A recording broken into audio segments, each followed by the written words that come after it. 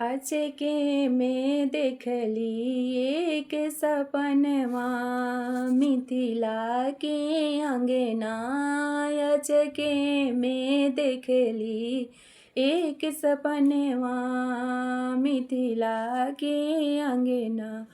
आहे मिथिला के अंगना बाजे सातो सुर बजना। आहे मिथिला के अंगना बाजे सातो सुर बजना। पाहुन हाथिन चारो अवध ललनवा मिथिला के अंगना। पाहुन हाथिन चारो अवध ललनवा मिथिला के अंगना। अचके में देखली एक सपनवा मिथिला के अंगना। चलियो सखी मांगल गावे दुल्हा के परिछे के लावे।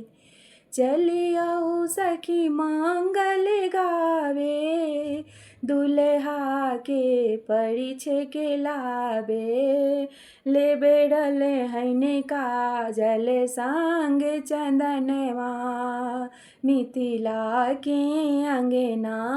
ले बेड़ल चैन काजल संग चंदनवा मिथिला के अंगना।